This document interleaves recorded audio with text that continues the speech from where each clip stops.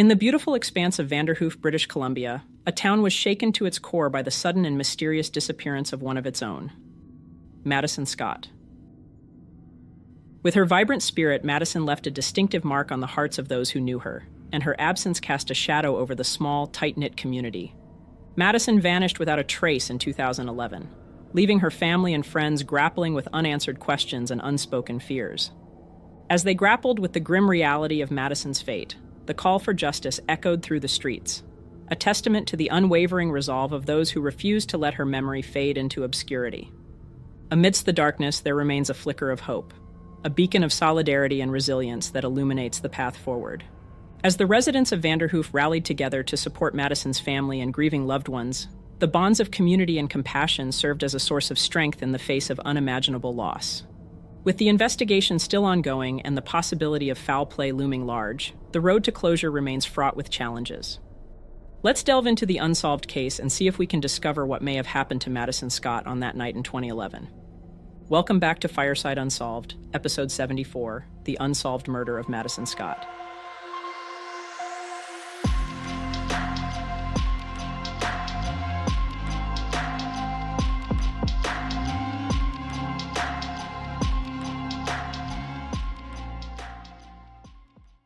On April 29, 1991, a young woman named Madison Scott entered the world to parents Eldon and Dawn Scott. Madison wasn't just another face in the crowd. She was the heartbeat of her family, with two siblings, Ben and Georgia, who shared her every laugh and every tear.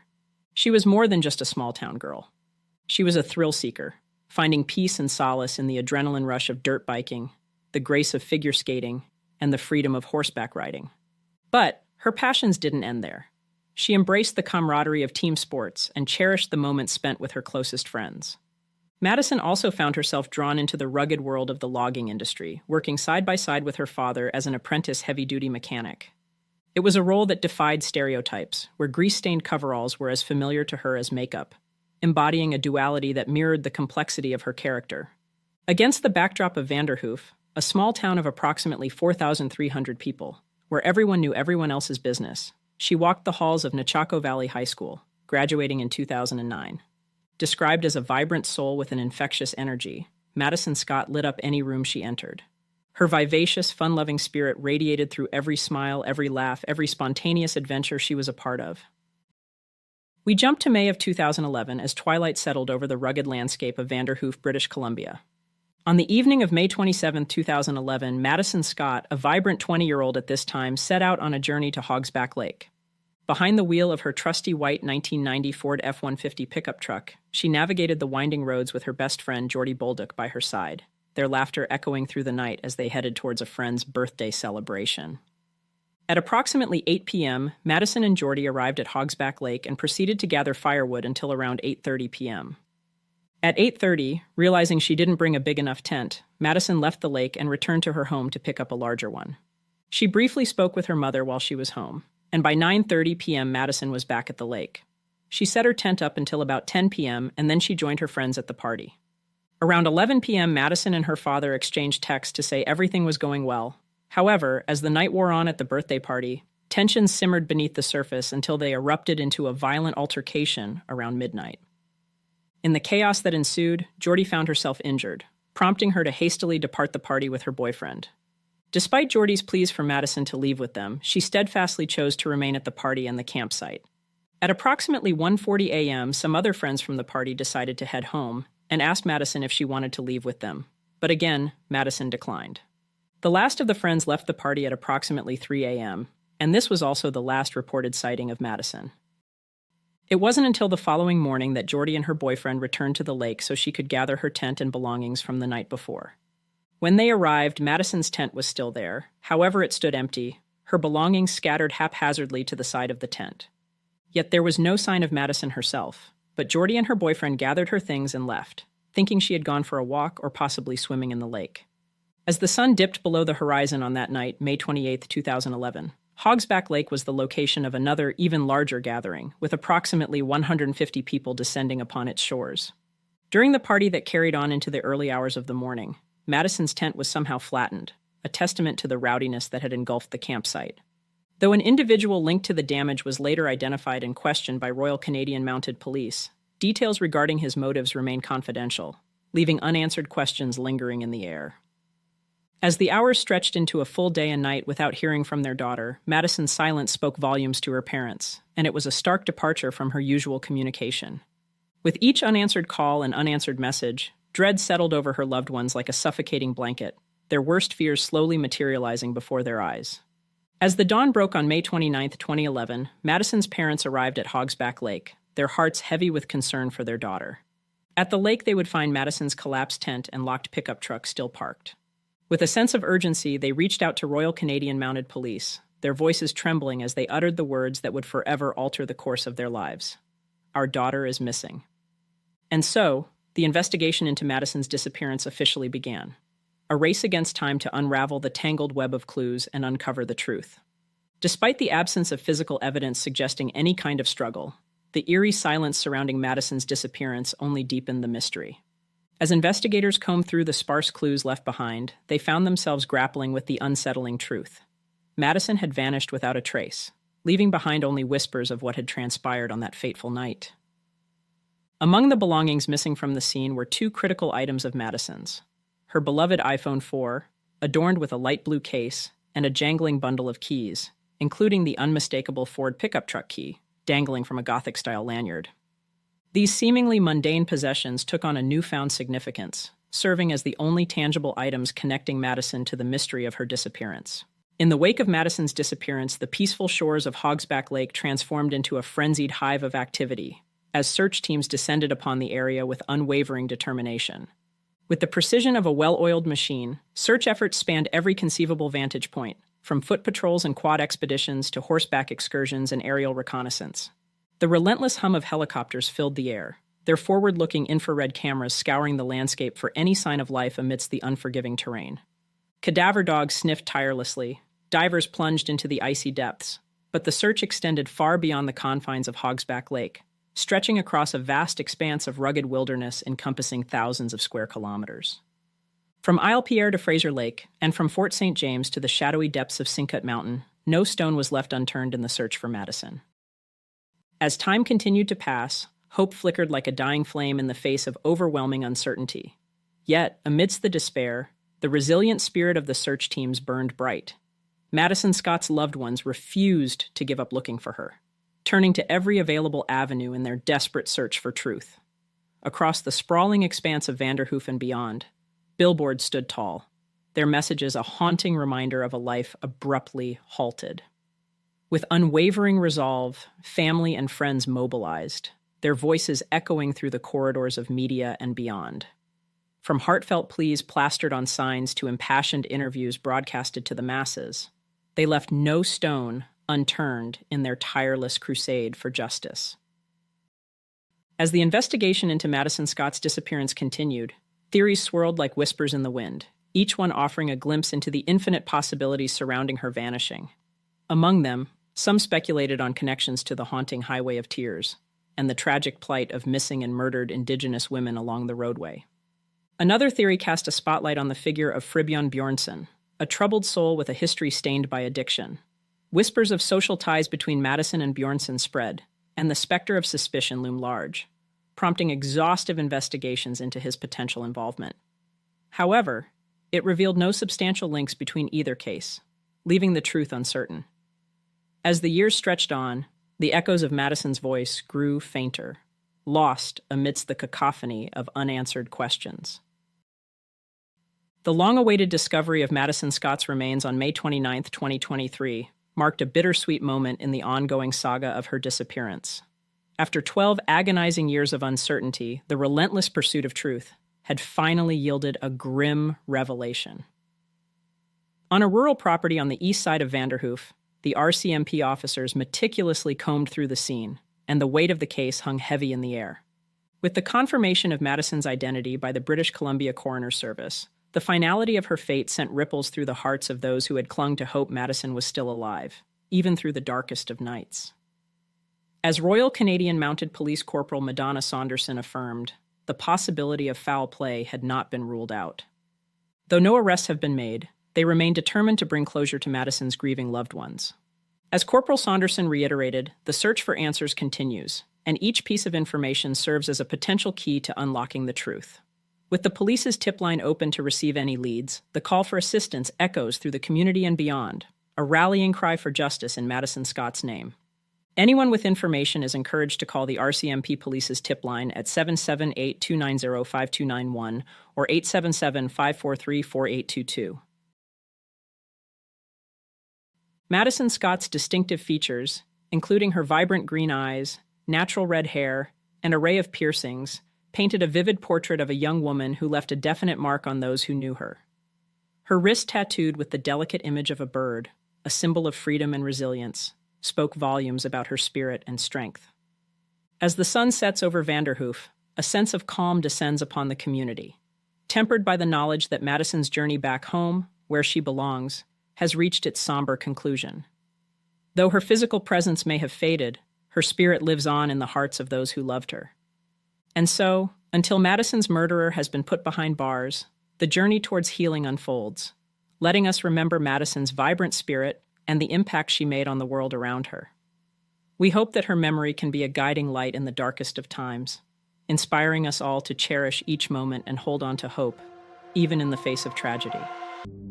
In the bustling city of Frankfurt, Germany, a young life was tragically cut short. 13-year-old Tristan Brubach vanished on a seemingly ordinary afternoon in 1998. What followed was a horrifying discovery and a chilling mystery that continues to baffle investigators to this day. Join us on Fireside Unsolved as we delve into the unsolved murder of Tristan Brubach, a case marked by disturbing details, lingering questions, and a relentless pursuit of justice, on Episode 88, The Unsolved Murder of Tristan Brubach.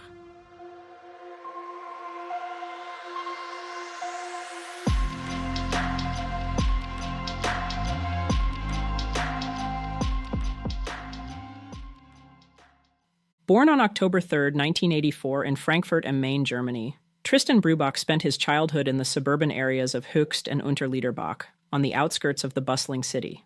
His early life was marked by a sense of normalcy, living with his parents Iris and Bernd Brubach. However, this normalcy was shattered in 1995 when Tristan's mother Iris tragically took her own life. This event undoubtedly cast a long shadow over Tristan's formative years, leaving his father Bernd to single-handedly raise their son. Despite the unimaginable loss of his mother at a young age, Tristan developed into a multifaceted young man.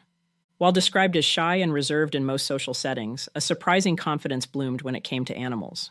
Tristan would completely shed his shyness, readily approaching strangers walking their dogs. He'd engage them in conversation, his love for animals a bridge that transcended his initial awkwardness. This passion for creatures great and small stood in stark contrast to his tendency to wander aimlessly through his neighborhood. Content in his own company, Tristan seemed to embrace a life without a specific destination, his path marked by the exploration of his familiar surroundings. The last confirmed sighting of Tristan Brubach came on March 26, 1998. At 3:20 p.m., he was seen in Bruno-Asch-Anlage, a park situated directly across from the Frankfurt Höchst railway station. This seemingly ordinary afternoon, on a day like any other, took a horrific turn when Tristan vanished. School children returning home stumbled upon Tristan's body within the Liederbach tunnel, a passage running alongside the underground section of the Liederbach River. When police arrived at the scene, they found Tristan's body in a state that bore the brutal evidence of a vicious attack. He had been savagely beaten, rendered unconscious before being strangled. The final chilling act was a deep slash across his neck, the official cause of his death. A disturbing aspect of Tristan's murder was that all of his flesh between his waist and thighs had been removed with a sharp object. Left behind near the body, on a cold concrete block, lay the weapon.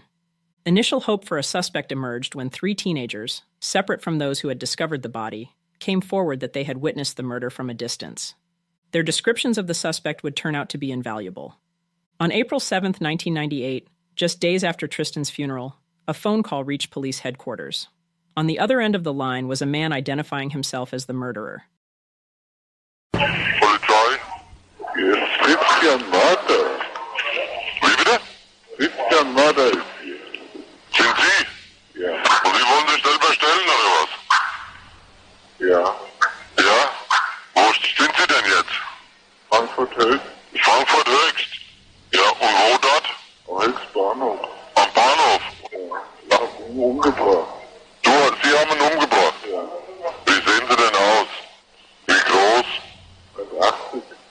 1,80. Haare?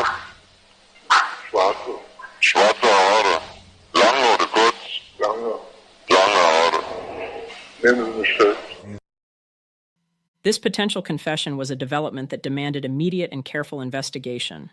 With renewed urgency, police raced to the location provided by the caller. However, upon arrival, they found nothing, and the caller has never been identified. A young girl, barely 12 years old, emerged as the first to encounter the suspect. Walking through the very same Brubach tunnel where Tristan would meet his tragic death later that afternoon, she witnessed a man emerge from behind a bush. His appearance was unsettling, a hat obscuring his face, a single ponytail dangling precariously from beneath it. Several days later, a man, seemingly troubled and seeking help, approached a law firm. His cryptic statement, "I've only just been released from prison and I've already screwed up," gave the lawyer pause and made him remember the man's face. While the lawyer redirected him to a firm specializing in criminal cases, the man never visited the attorney he was referred to. His motives and connection to the case, if any, remain a frustrating, unresolved mystery. By now, the descriptions and witness statements were combined to generate a composite sketch, which was then distributed to law enforcement worldwide. The investigation centered on a single prime suspect, a male believed to be between 20 and 30 years old. A distinctive detail, a cleft lip or a large scar on his upper lip, coupled with a generally unkempt appearance, created a clear image in the minds of witnesses who had seen him. Despite this widespread effort, no matches surfaced, leaving the perpetrator seemingly invisible. Then, a woman who had previously tutored Tristan saw the sketch on the news and came forward with a troubling revelation. She claimed to have seen Tristan just days before his murder in the company of a man strikingly similar to the man in the composite sketch. The woman further stated that she felt the man looked very familiar to her, suggesting a potential pre-existing connection between him and Tristan. However, the woman believed to be the last person to see Tristan alive at Bruno-Aschanlage provided a conflicting description. She described encountering Tristan alone at a park bench where they engaged in a brief conversation before she departed. Upon turning back, she witnessed two men flanking Tristan on the bench. This detail significantly narrowed the time frame for the abduction, placing Tristan with these unidentified individuals at approximately 3 p.m., mere minutes before his murder occurred about a quarter-mile away, in the Brubach tunnel. The case now presented a chilling possibility of a potential killer with an accomplice. In 2016, the case took a dramatic turn when the Hessen State Office of Criminal Investigations began scrutinizing a man by the name of Manfred Seal, a seemingly upstanding citizen who had passed away 2 years prior, in 2014. Seal's life appeared perfect: a stable job held for decades, a family, an active role in his community, and even participation in a jazz band. However, a horrifying truth emerged after his death.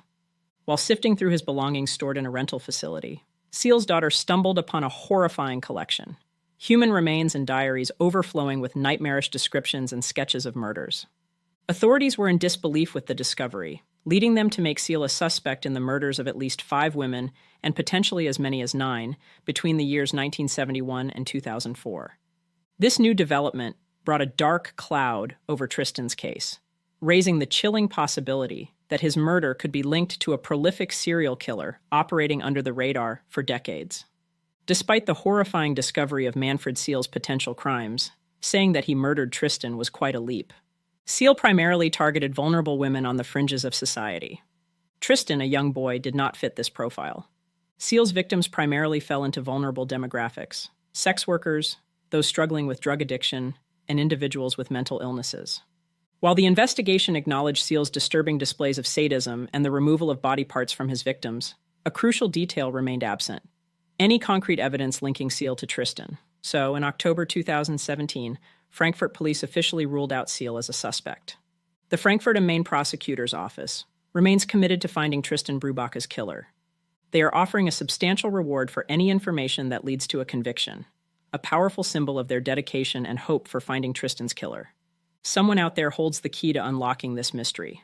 A small detail, a whisper of information, anything that could crack the case wide open. Perhaps someone with a nagging suspicion, information they haven't considered important, or a recollection triggered by a news report or YouTube video. Any fragment of information could be the missing piece that brings this agonizing chapter to a close. If you have any details, no matter how insignificant they may seem, please come forward by contacting the Frankfurt am Main Prosecutor's Office, which we will leave in the description of this video. The murder of Tristan Brubach remains an open wound in the heart of Frankfurt, and the country of Germany as a whole. Despite a relentless investigation, years of searching, and a substantial reward, Tristan's killer walks free to this day. By seeking answers and holding those responsible accountable, we can honor Tristan's legacy and keep his spirit alive. Let's transform our grief into a powerful force for change, ensuring that Tristan's story continues to inspire and drive us towards a more kind and just world. Together, we can all make sure his memory endures, shining as a beacon of hope and resilience. Until next time, we'll keep your spot for you. Fireside. Welcome back to Fireside Unsolved. Before we begin, we want to thank each and every one of you for helping Fireside Unsolved reach the recent milestone of 10,000 subscribers. You, our incredible community, have made this possible, and your continued support means the world. Thank you for being the best fans any channel could ask for. Your enthusiasm and loyalty never go unnoticed, and we're eternally grateful. And now, we have work to do. Tonight, we're going to investigate the unsolved murder of Jennifer Servo, a promising young journalist with a bright future ahead of her. After relocating to Abilene, Texas, Jennifer was discovered murdered. Despite a significant investigation, her case remains unresolved, leaving many questions unanswered and a community in mourning over a life cut short. Join us as we seek to unravel the truth behind this perplexing case and honor the memory of a talented journalist whose life was tragically stolen. On episode 97, The Unsolved Murder of Jennifer Servo.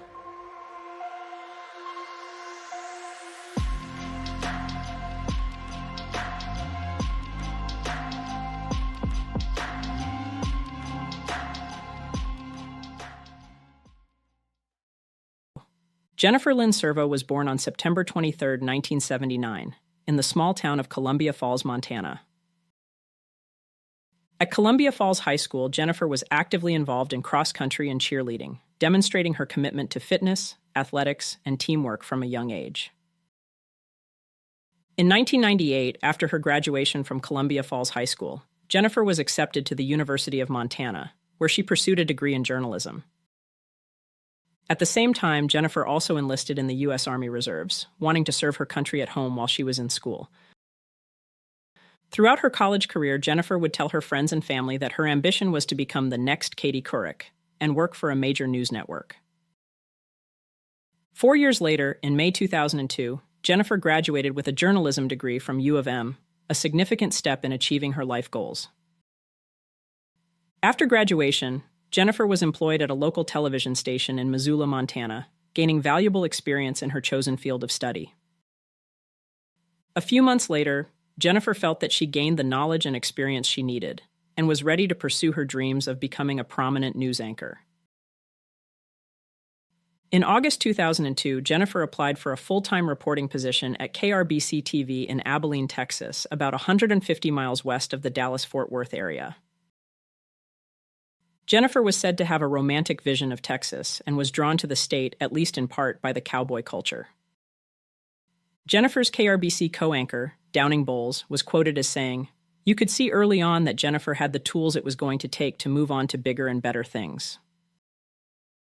On the night of September 16, 2002, Jennifer Servo returned to her new apartment in Abilene after a late-night shopping trip with her coworker, Brian Travers, a weatherman at KRBC. They were seen on CCTV leaving the store at 12:30 a.m., and Jennifer arrived back at her apartment between then and 1:30 a.m. Shortly after returning, she made a phone call to a friend, ending the conversation at around 1:39 a.m. This phone call was the last known communication from Jennifer before her death. 2 days later, her coworkers at KRBC became concerned after Jennifer failed to show up for work. Her coworkers contacted the manager of Jennifer's apartment complex, asking them to check on her. What was found inside was a gruesome crime scene. Jennifer was found fully clothed, face down, and slumped over the partially filled bathtub in her apartment. The immediate response to Jennifer Servo's murder involved local law enforcement and forensic teams. That afternoon, once authorities arrived at the scene, Jennifer Servo was officially pronounced deceased. The crime scene was meticulously examined, and the initial findings were troubling. Forensic analysis revealed the brutal nature of the crime, including the method of strangulation and the evidence of blunt force trauma. Blood marks were found and tracked from the floor near her bed, which was in the living room, into the bathroom. Investigators definitively determined that due to the blood trail, injuries sustained, and the way they found Jennifer's body. Jennifer had already passed away before the upper portion of her body entered the water. In the early stages of the investigation, police collected DNA from 6 individuals close to Jennifer. The fact that her apartment door was locked and there was no sign of forced entry implies that Jennifer might have been acquainted with her killer. A friend of Jennifer mentioned that she would not have let anyone in whom she didn't know, particularly because she was apprehensive about living in a new city. Jennifer had even obtained a local P.O. box to avoid receiving mail at her apartment. Furthermore, a neighbor reported hearing an argument coming from Jennifer's place before her death. The investigation has explored 2 main suspects to this point, both of whom have been ruled out. The first suspect was Ralph Sepulveda, a former boyfriend of Jennifer Servo, was initially considered a major suspect for the violent crime.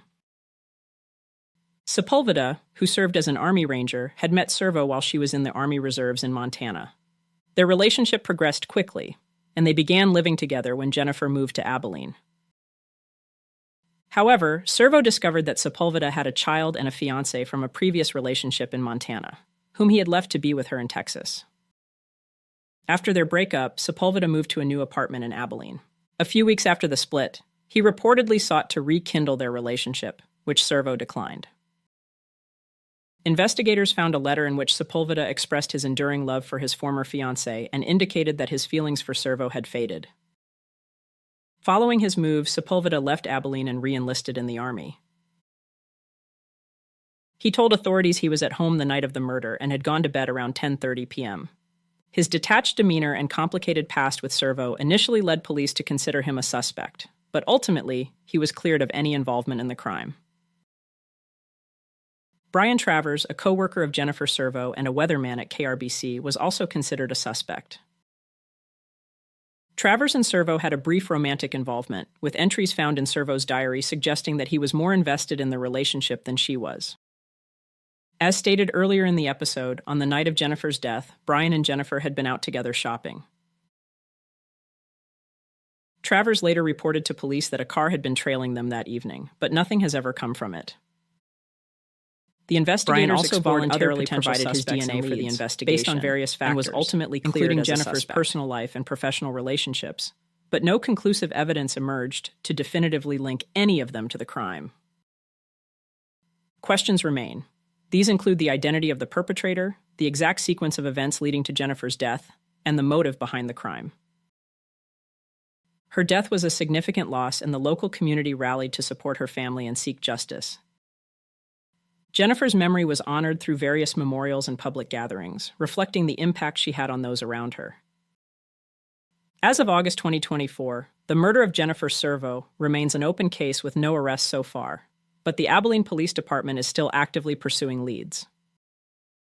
Advances in forensic technology and investigative techniques may provide new opportunities for solving the case in the future. The unsolved murder of Jennifer Servo remains a poignant and troubling mystery. Despite the efforts of law enforcement and the media, Jennifer's murder remains unsolved. But as the investigation continues, the hope for justice and closure remains strong. Jennifer's story serves as a reminder of the enduring search for truth, justice, and the tragic impact of violence on individuals, families, and communities.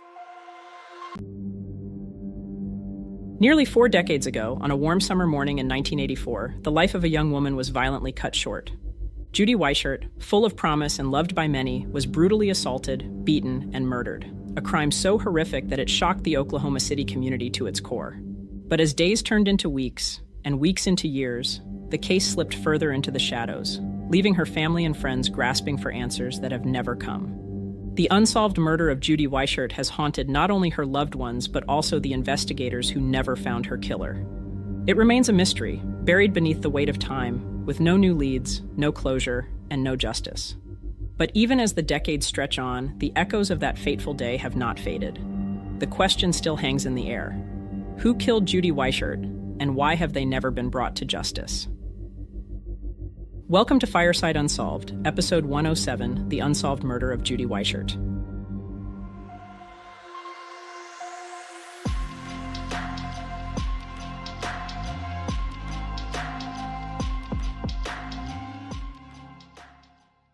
On the morning of July 28, 1984, the sun had barely risen when 33-year-old Judy Weichert laced up her running shoes and quietly slipped out of her home. Her plan was to go for a long jog near Sundance Air Park in Oklahoma City, Oklahoma, a place familiar to her, yet eerily isolated at that early hour. But for Judy, she had empty road ahead and no one around to bother her. Perfect conditions for a dedicated runner. Judy was in the midst of training for a marathon, and that morning she had set a challenging goal for herself of 16 miles. While she ran, her husband, Steve Weichert, stayed behind in bed, opting for a few more hours of rest, unaware that this decision would be one he'd question for the rest of his life. The couple was newly married, having tied the knot in September of 1983. Judy worked as a lease record analyst for Eason Oil Company, while Steve pursued a career in music and co-owned a restaurant where the couple had first met.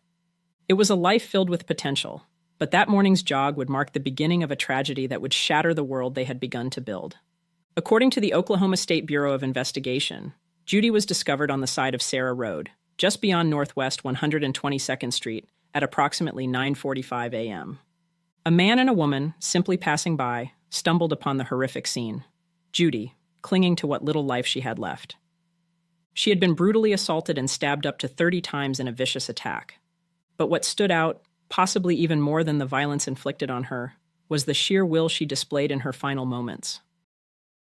After the brutal attack, Judy was left to die in a remote field, far from help. Yet somehow she managed to crawl toward the side of the road, inching closer and closer while cars drove by, completely oblivious to her agony. As emergency services rushed to the scene, Judy, despite being on the brink of death, summoned the strength to speak. With what remained of her fading breath, she gave a crucial clue to her rescuers, a description of the man who had done this to her. "A white guy in a blue car," she managed to utter, her voice weak but clear enough to leave behind a vital piece of evidence. The determination to survive, even after such unimaginable brutality, astounded those who worked on her case. "The sheer will to survive and try to get somebody to help is just astonishing to me," said Amanda Newland Davis, a criminologist who spent 6 years delving into the tragic mystery of Judy Weichert's murder. Surgeons at Mercy Health Center fought to save Judy's life for hours, but her wounds were too severe. Despite their best efforts, later that afternoon, Judy died from her injuries, her brave fight for life coming to a heartbreaking end. In the days that followed, Oklahoma City mourned the loss of a vibrant soul. Her funeral was held at Resurrection Cemetery Chapel, where friends and family gathered to say their final goodbyes. Judy was laid to rest in a quiet, peaceful corner of the cemetery. Her husband, Steve, had a marble headstone placed at her grave, etched with the words, "My Golden Runner," a tribute to the passion that had once filled her days.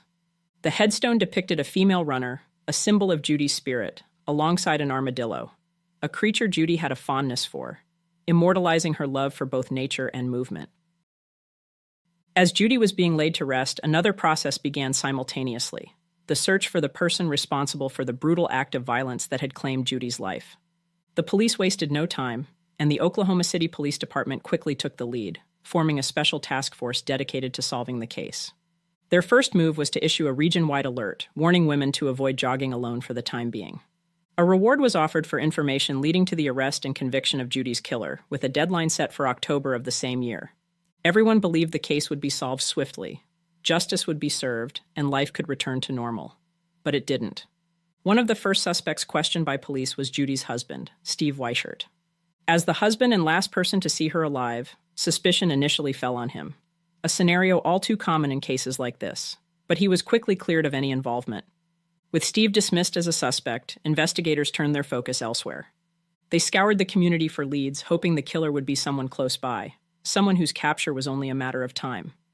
For a while, phone calls poured into the task force as tips and sightings of potential suspects were reported.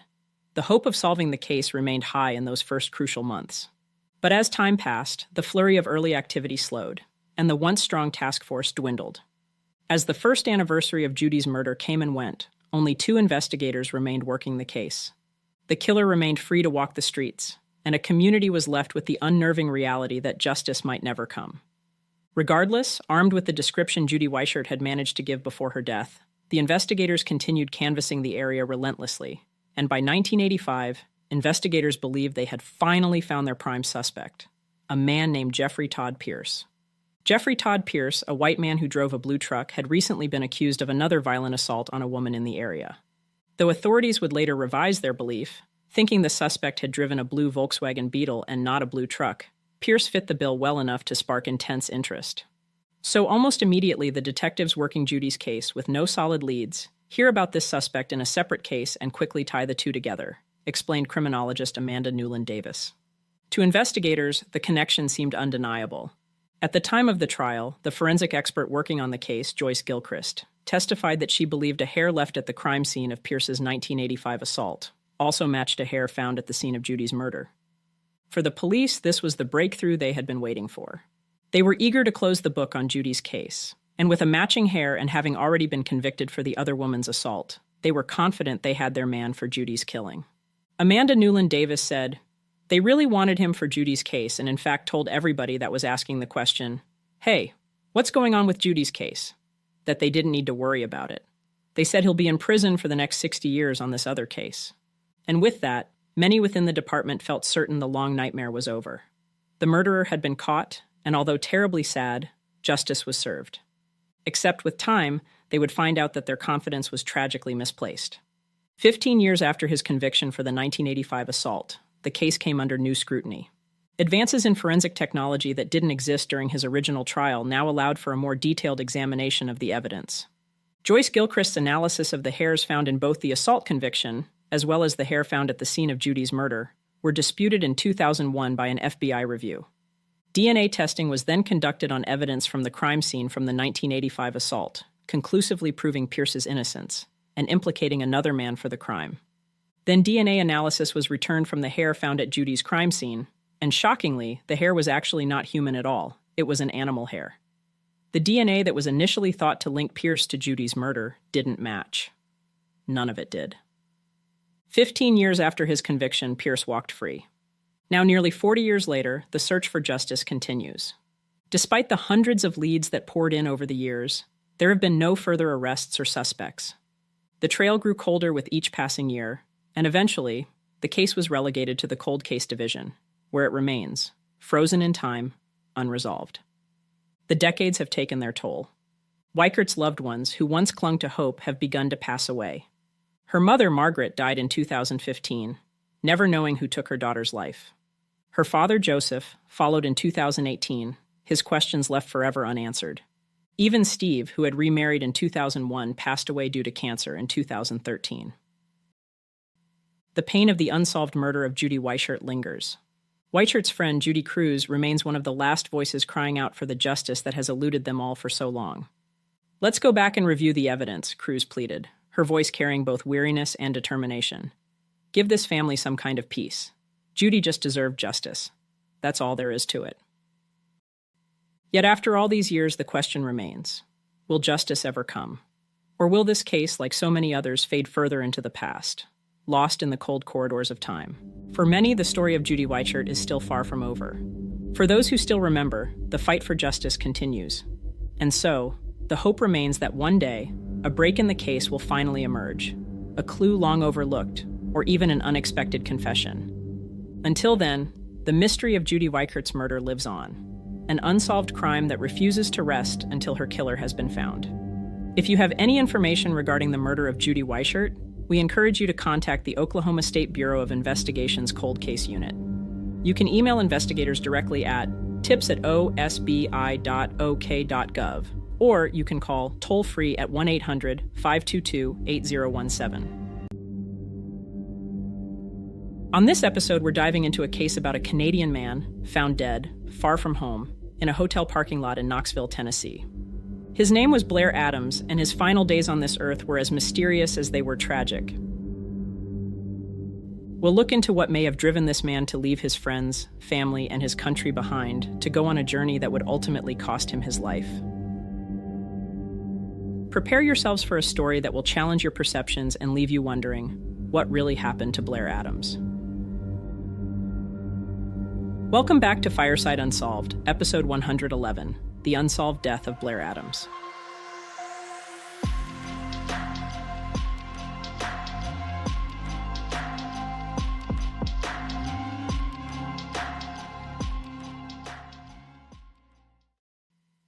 On July 5, 1996, Blair Adams, a 31-year-old resident of Surrey, British Columbia, began exhibiting behavior that can only be described as peculiar and alarming. Without any apparent reason, he suddenly withdrew nearly all the money from his bank account. But that was just the beginning of his strange actions on that seemingly ordinary July day. Not content with just emptying his bank account, Adams then turned his attention to his safe deposit box.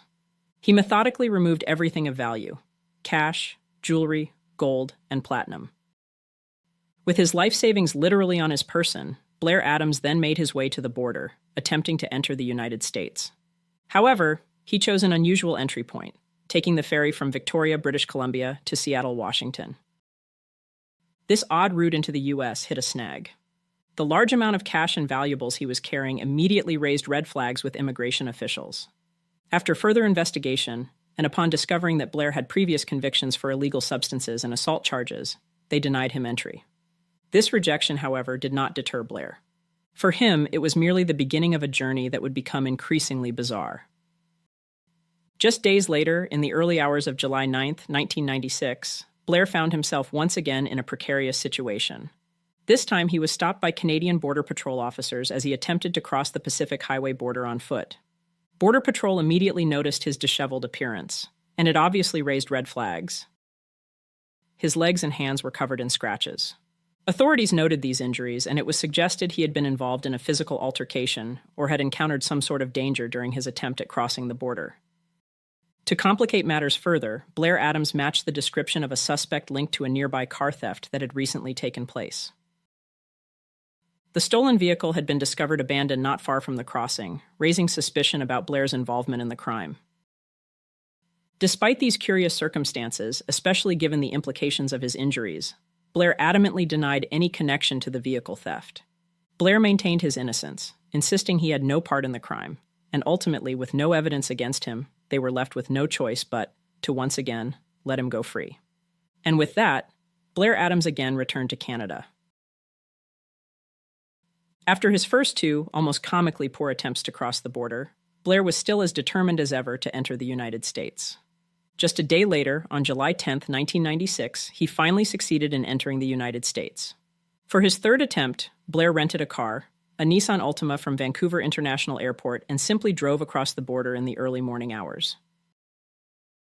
Possibly even more perplexing, however, was Blair's actions once he arrived. He had driven straight to Seattle-Tacoma International Airport, and when he arrived, he promptly purchased a round-trip ticket to Frankfurt, Germany.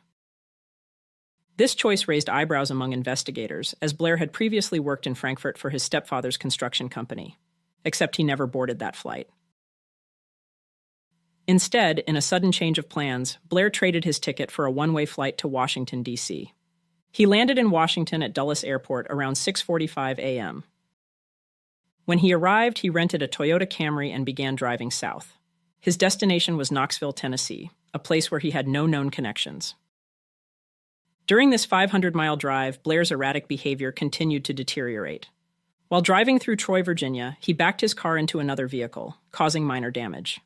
The other driver later told detectives that Adams seemed nice but was in a hurry. At around 5:30 p.m. on the evening of July 10th, Blair Adams found himself stranded at a BP gas station on Strawberry Plains Pike in East Knox County, Tennessee. He approached the clerk, visibly frustrated, claiming he couldn't unlock his rental car. Enter Gerald Sapp, an interstate repair service driver, called on to assist Blair with his car troubles. Sapp quickly realized the root of Adams' problem. He was attempting to use the Nissan Altima key on his Toyota Camry rental. When Sapp suggested Blair check his pockets for the correct key, he oddly refused. It was as if he was deliberately avoiding the simple solution. Unable to resolve the issue, Sapp arranged for the car to be towed to a local auto repair shop and dropped Blair off at a nearby Fairfield Inn. But Adams's odd behavior was far from over. Security footage captured Blair lingering in the hotel lobby for approximately 40 minutes. He paced, fidgeted, and seemed lost in thought, almost in a trance. Finally, he approached the front desk and purchased a room, handing over a $100 bill.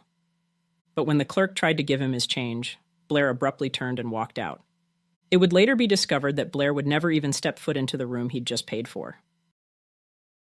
The following morning, as dawn broke on July 11th, 1996, a group of construction workers arrived at the site of an under-construction Country Inn and Suites hotel in Knoxville, Tennessee.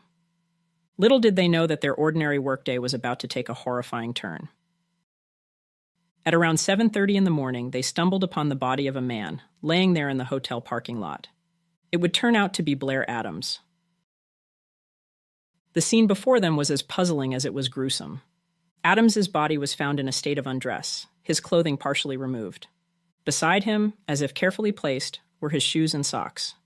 But it was what surrounded the body that added an extra layer of mystery. Scattered around Blair's body were various currencies: American dollars, Canadian dollars, and German marks totaling an amount nearly $4,000. This wasn't a simple robbery gone wrong. The presence of such a large amount of cash, carelessly left around Blair Adams' body, immediately raised red flags. What could possibly have transpired in this parking lot that would lead to such a bizarre crime scene? As investigators arrived and began to process the scene, it quickly became clear that this case would be anything but straightforward. Every answer they uncovered seemed to create a dozen new questions. The discovery of Blair Adams in that Knoxville parking lot was just the beginning of one of the most perplexing mysteries in Tennessee's history. The autopsy report from the University of Tennessee Medical Center painted a picture of Blair Adams' final moments. His body bore numerous cuts and abrasions, suggesting a fierce struggle. Possibly the most shocking injury of all was a violent blow that had ruptured his stomach, leading to sepsis, the official cause of his death. In addition, Blair had suffered a severe wound to his forehead, likely inflicted by something heavy, like a crowbar or club. Even more disturbing, there were clear signs that he had been assaulted before his death. Despite the violent nature of the attack, robbery appeared unlikely considering there was nearly $4,000 in various currencies surrounding Blair's body on the ground. Nearby, investigators found a black duffel bag containing maps and travel receipts, and a fanny pack holding an assortment of valuables: gold bars, coins, and jewelry. The only piece of physical evidence collected from the scene was a single strand of long hair, tightly clutched in Blair's hand, leaving many to wonder who it belongs to. In interviews with Blair's mother, it was revealed that he had been behaving strangely in the weeks leading up to his departure from Canada. And while Blair did have a previous substance abuse problem, friends and family members noted that he had been sober for 2 years at the time of his death, but had recently stopped attending Alcoholics Anonymous meetings. Upon further investigation, Blair had confided to friends that he felt someone was trying to kill him and had told his mother that someone had been spreading rumors about him. These unsettling claims only added to the mystery of Blair's final days.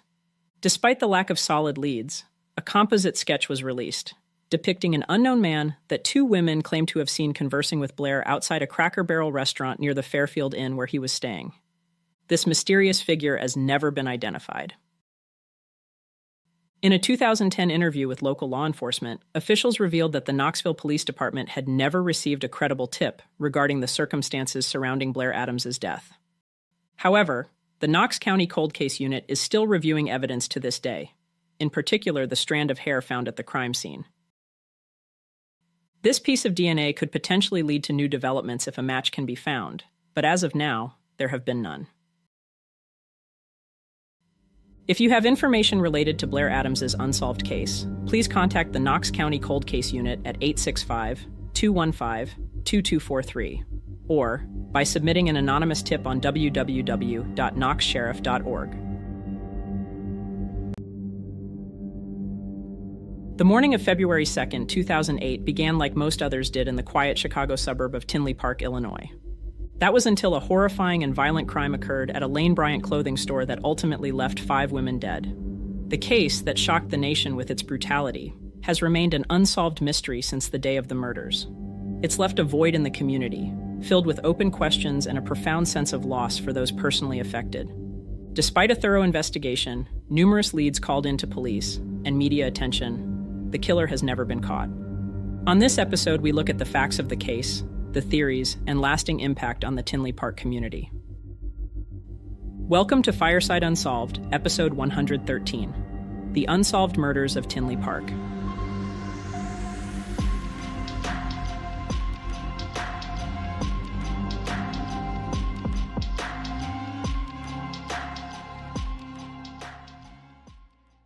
February 2nd, 2008, was a cold but otherwise ordinary Saturday morning when shoppers began trickling in and out of the stores in the Brookside Marketplace Shopping Center in Tinley Park, Illinois. One of these was a Lane Bryant outlet store, one of several popular clothing chains in the area, drawing a steady stream of customers, especially on weekends. By 10 a.m. that morning, the Lane Bryant store had only a few customers inside, along with a couple employees preparing for the day's business. At approximately 10:15 a.m., an unknown man entered the store. The details of what followed are somewhat murky, but we do know that the man was posing as a delivery person. Once inside the store, he pulled out a gun and announced a robbery. The gunman ordered those present, 6 women, 4 customers, and 2 employees, into a back room of the store. In what seemed like an organized attempt to control the situation, the man bound the women with duct tape, at which point the crime appeared to be a robbery. During the robbery, store manager Rhoda McFarland was able to call the police without drawing suspicion. 911 received the call at 10:45 a.m., and that audio has been made public by Tinley Park Police. The audio is short and cuts in and out, but you can hear the voice of the still unidentified suspect. 911 emergency.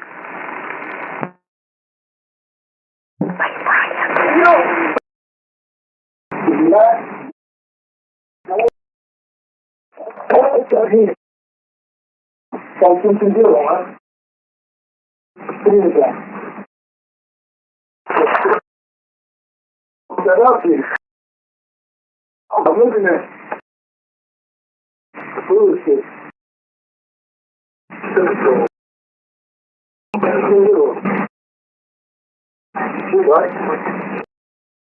After the call, something went terribly wrong. For reasons that still remain unclear, the gunman opened fire on the women, killing 5 of them, execution style. Within minutes of the 911 call, law enforcement officers arrived at the scene and immediately cordoned off the area to begin their investigation. Unfortunately, the gunman had already fled the scene and the damage had been done. Inside, when police entered the back room, they found 5 deceased victims. 42-year-old store manager Rhoda McFarland, 37-year-old Connie Woolfolk, 34-year-old Jennifer Bishop, 33-year-old Carrie Hudek-Chuso, and 22-year-old Sarah Safransky. Investigators later revealed that one of the women had been assaulted before her murder, though they did not disclose her identity. Incredibly, a 6th woman, whose name has also been kept from the public, survived the massacre. She was a part-time employee, and her survival made her the key witness in the case.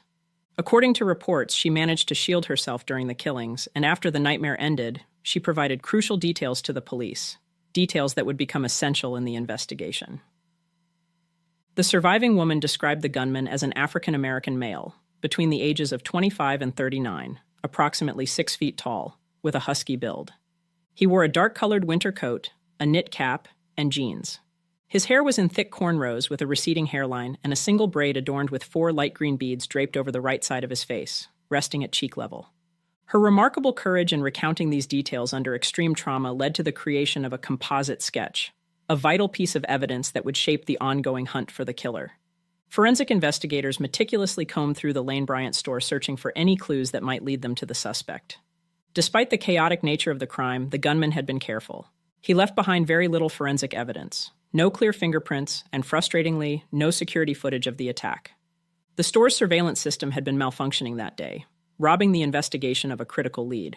However, investigators did recover some shell casings and a few minor pieces of evidence, all of which were sent for analysis. The forensic team determined that the weapon used was a .40 caliber handgun, a common model that, unfortunately, did not offer many additional insights. The killer's use of duct tape to bind the victims indicated a disturbing level of premeditation and control. This wasn't a crime of impulse, it was methodically planned. Surveillance footage from a neighboring Target store captured the parking lot outside the Lane Bryant on that fateful morning. This footage was handed over to NASA video enhancement expert Dr. David Hathaway for analysis, and his review uncovered 2 vehicles that could hold the key to solving the case. Evidence is released in the Lane Bryant shootings that police hope will bring them closer to catching the killer. Tinley Park Police released these grainy photos yesterday. They were taken the day of the murders from a video camera at a nearby Target store.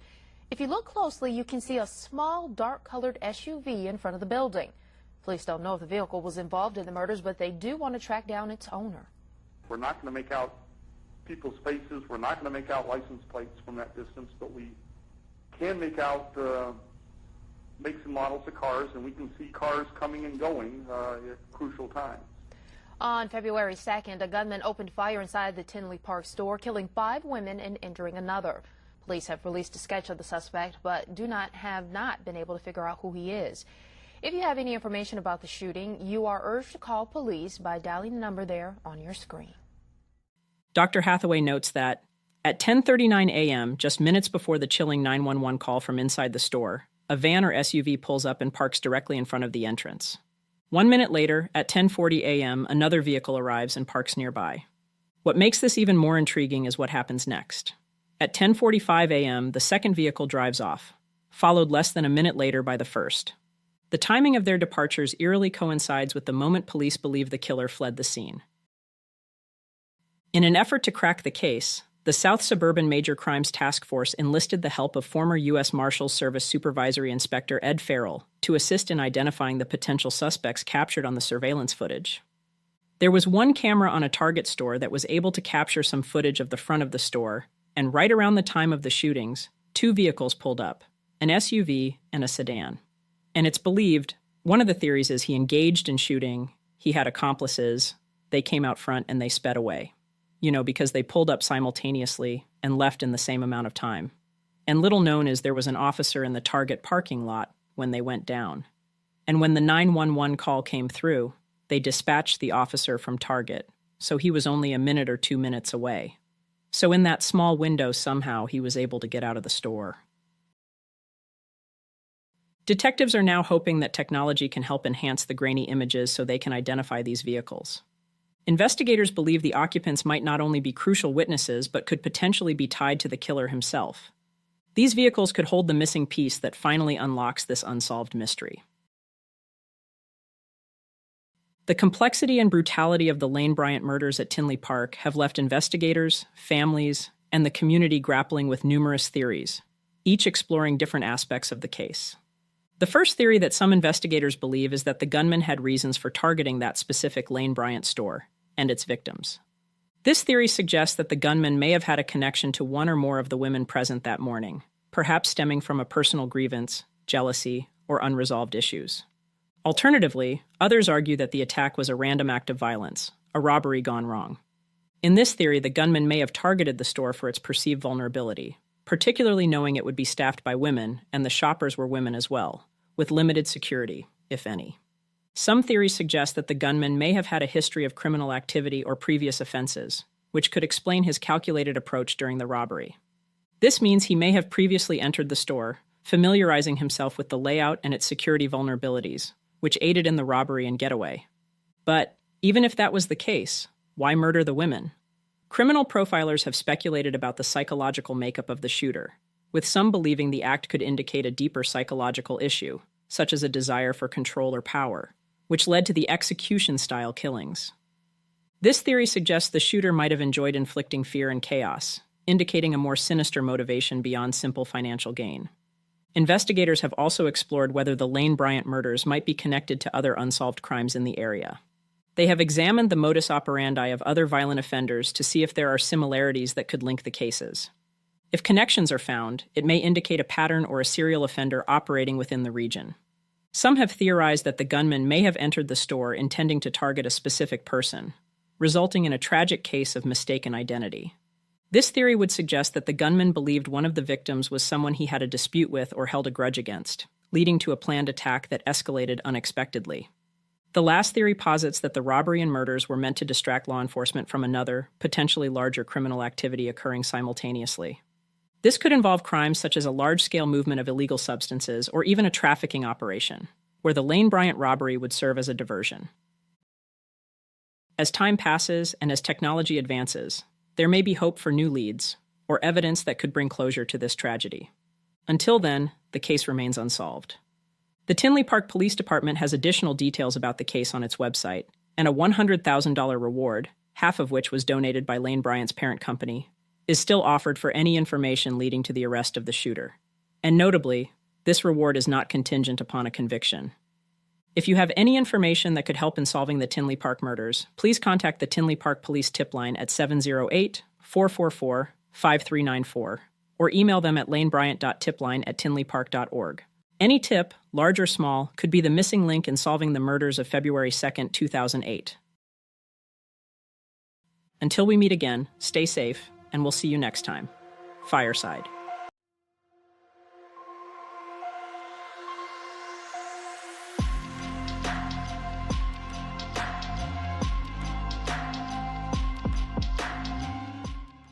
Born Judith Eldridge on December 15, 1946, Judy seemed to have a happy life. She became a dedicated home care nurse in the Boston area, with compassion that was evident to everyone she encountered. In the mid-1980s, while caring for an older patient, she met the patient's son, Jeffrey Smith. Jeffrey was a divorcee with a grown daughter and was drawn to Judy, who herself had 2 adult children from a previous marriage. By September 1996, the couple exchanged vows, marking the start of what they hoped would be a happy new chapter of their lives. Jeffrey's career, like Judy's, was also in healthcare, but as a lawyer, representing a prestigious group of researchers and executives across the New England area. 8 months after their wedding, in April of 1997, the newlyweds planned their first trip together as husband and wife. They would attend a conference in Philadelphia from April 9th to April 11th, 1997, followed by spending the remainder of the week visiting friends in nearby New Jersey. On April 9th, 1997, Judy and Jeffrey Smith arrived at Boston Logan International Airport to board their flight to Philadelphia. But as they prepared to check in, Judy realized she had forgotten her driver's license. Without another way to verify her identity, she wouldn't be able to board the flight. Judy assured Jeffrey she would head back home to retrieve her ID and catch a later flight that same day. True to her word, she reunited with him that evening in the lobby of the DoubleTree Hotel in Center City, Philadelphia. She even greeted him with flowers, a heartfelt gesture to apologize for the earlier inconvenience and to smooth over the unexpected delay in their plans. Before going to sleep, the couple discussed plans for the following day. Judy, who had never been to Philadelphia, wanted to explore the city's iconic landmarks, while Jeffrey was moderating the day's events for the conference. She said that she planned to take the Philadelphia Flash tourist bus for some sightseeing and then visit Independence Hall and the Liberty Bell. Then they would reunite at the hotel for the conference's cocktail party at 6 p.m.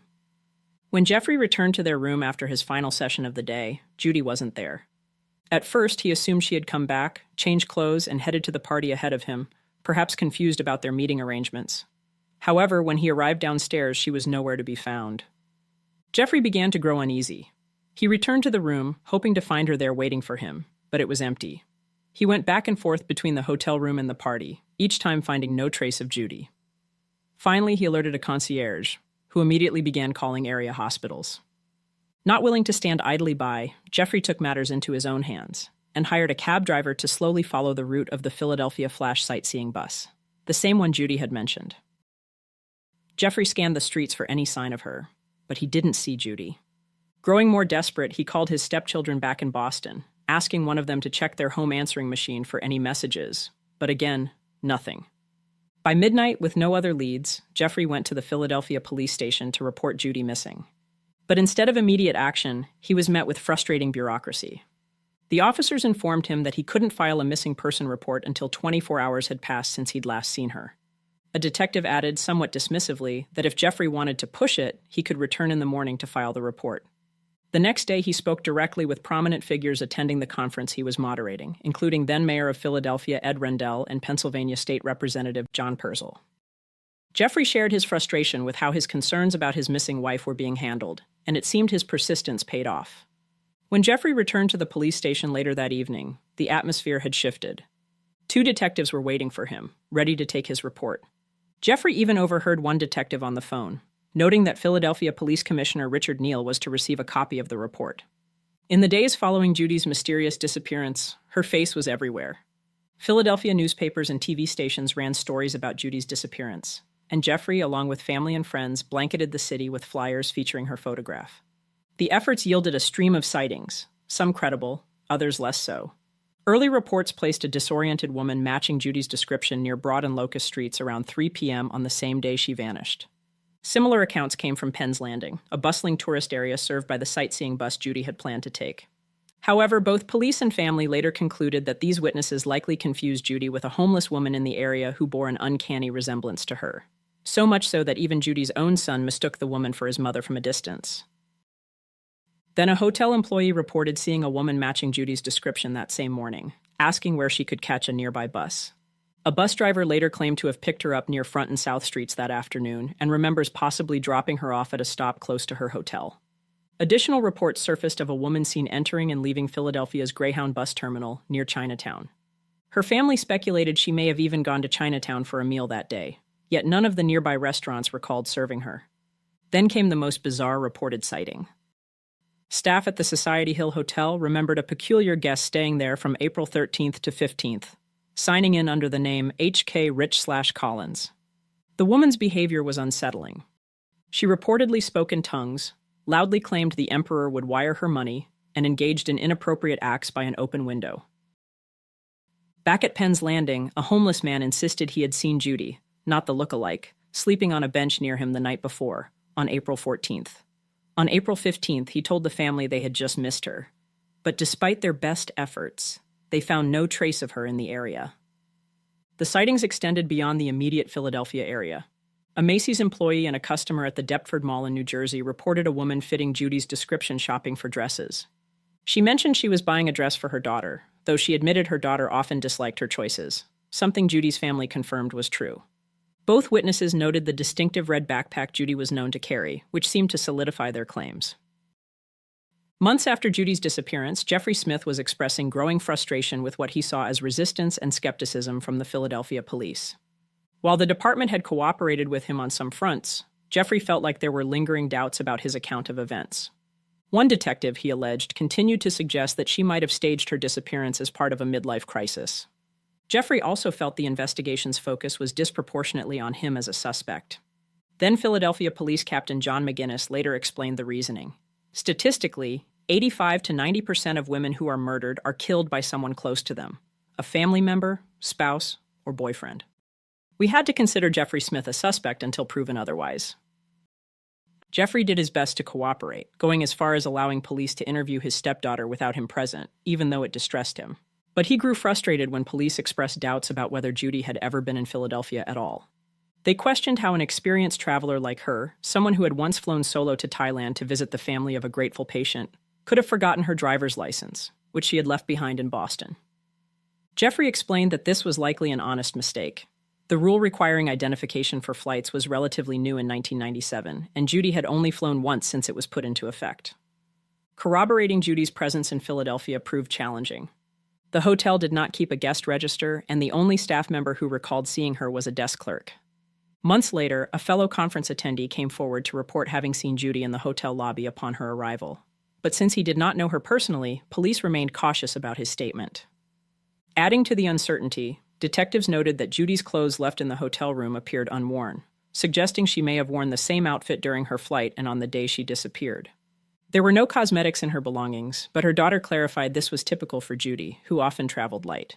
One contentious point in the investigation was Jeffrey's alleged refusal to take a lie detector test. Jeffrey insisted he never outright refused. Instead, he set conditions. He wanted the test administered by the FBI and requested that if he passed, the FBI join the investigation. However, police claimed Jeffrey knew the FBI would not take the case and still declined to take a test administered by the Massachusetts State Police, at request of the Philadelphia Police Department. Deputy Commissioner Richard Zappel remarked, "Certain conditions were met, but as far as I'm concerned, he refused." Feeling increasingly desperate for help, Jeffrey enlisted the assistance of 2 private investigators to aid in the search for his wife.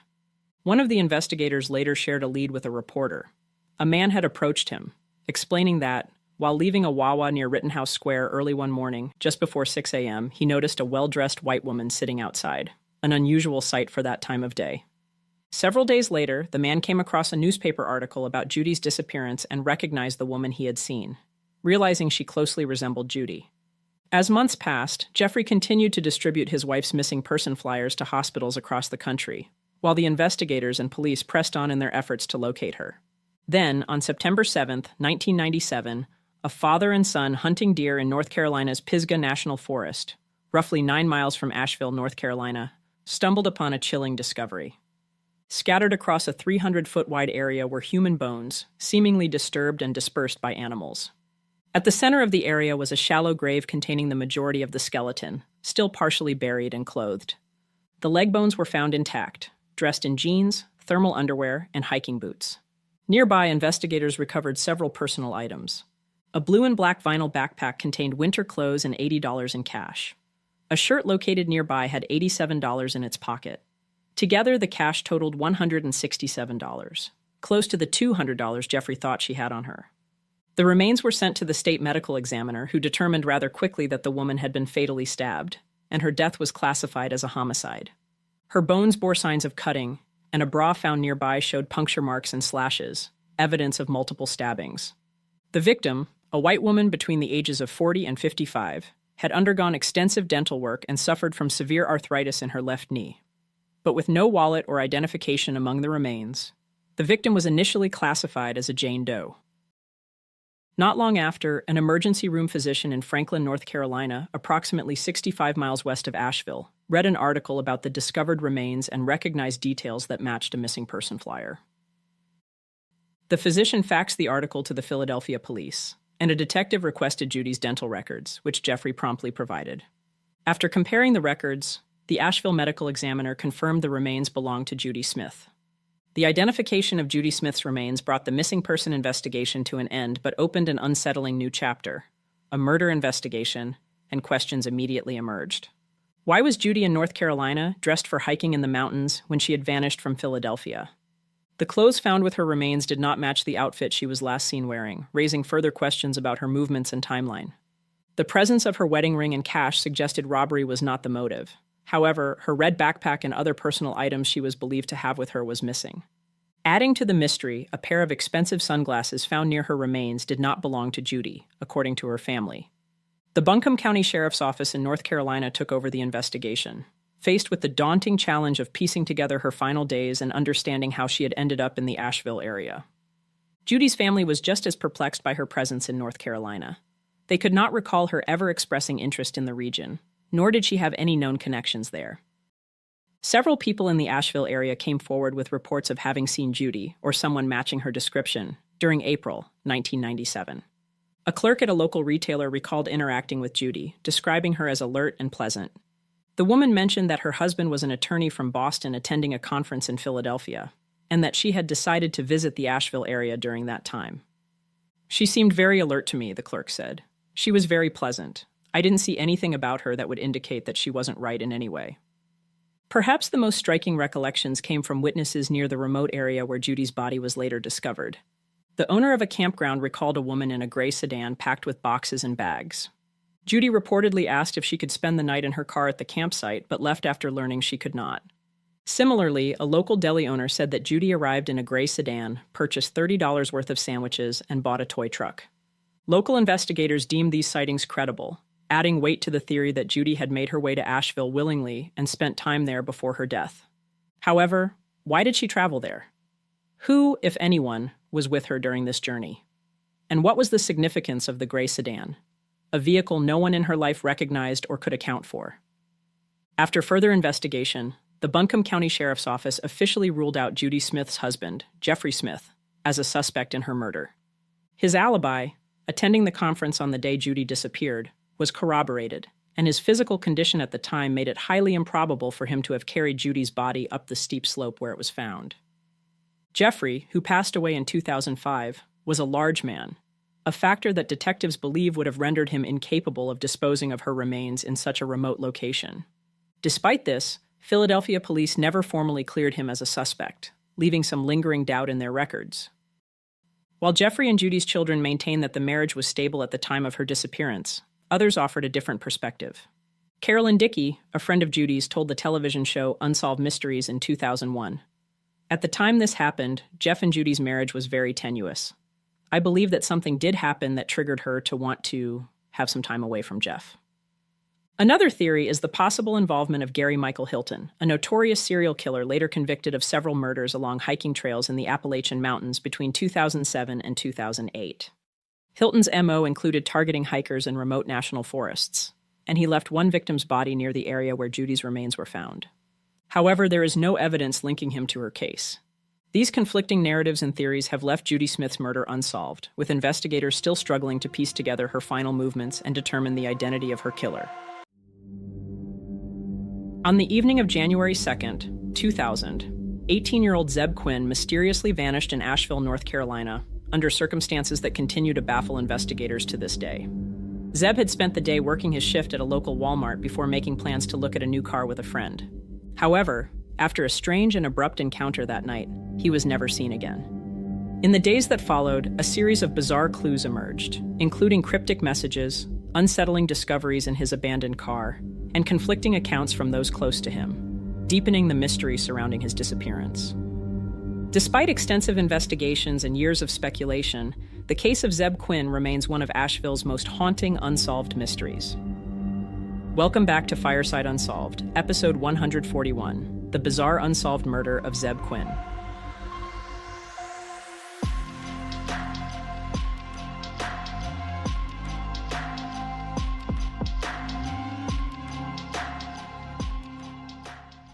On the evening of January 2nd, 2000, 18-year-old Zebb Wayne Quinn wrapped up his shift at the electronics department of the local Walmart where he worked. It was around 9 p.m. when Zebb clocked out, and he was eager to follow through on plans he had made with his coworker, Robert Jason Owens. The two intended to drive to Leicester, a small town about 11 miles away, to check out a car that Zebb was interested in buying. After meeting in the Walmart parking lot, Zebb and Robert set out separately in their respective vehicles on their way to view the car, stopping along the way at a nearby Citgo gas station. Surveillance footage captured them at approximately 9:15 p.m., purchasing sodas before continuing on their way. According to Robert Owens, just minutes after leaving the gas station, at around 9:30 p.m., Zebb unexpectedly flashed his headlights, signaling for him to pull over. When they stopped, Zebb explained that he had received an urgent page and needed to return the call. He used a nearby payphone, and when he returned, Robert recalled that Zebb appeared visibly frantic. Without offering much explanation, Zebb abruptly canceled their plans for the evening. In his rush to leave, he accidentally rear-ended Robert's vehicle before speeding off into the night. Later that same night, Robert Owens sought treatment at a local hospital for fractured ribs and a head injury, injuries he claimed were the result of a second car accident that had occurred after his encounter with Zebb. However, no accident report was ever filed with the police, raising further questions about the event. The following afternoon, growing concerned about her son's whereabouts, Zebb's mother, Denise, filed a missing persons report with the Asheville Police Department. 2 days after his disappearance, an unexpected phone call was made to Walmart by someone claiming to be Zebb. The caller informed a coworker that he was feeling unwell and would not be coming to work. However, the coworker immediately grew suspicious. The voice on the line didn't sound like Zebb's. Investigators quickly traced the call back to a Volvo plant where Robert Owens was employed. When confronted, Owens admitted to making the call, claiming that Zebb had asked him to call in sick on his behalf. Despite his explanation, police found his actions suspicious and began to scrutinize his involvement more closely. As the investigation deepened, authorities turned their attention to Misty Taylor, a young woman with whom Zebb had recently become romantically involved. Friends and family revealed that Zebb had confided in them about receiving threats from Misty's abusive boyfriend, Wesley Smith, after he discovered their relationship. Both Misty and Wesley denied any involvement in Zebb's disappearance, and despite thorough questioning, investigators found no definitive link between them and Robert Owens. Investigators subpoenaed Zebb Quinn's phone records, which revealed a chilling detail. The page Zebb received on the night of his disappearance had been dialed from the home of his paternal aunt, Ina Ustich. This discovery raised immediate questions, as Zebb had little to no contact with Ina before he went missing. When questioned by police, Ina adamantly denied making the call, stating that she had been having dinner at the home of her friend, Tamra Taylor, who was Misty Taylor's mother.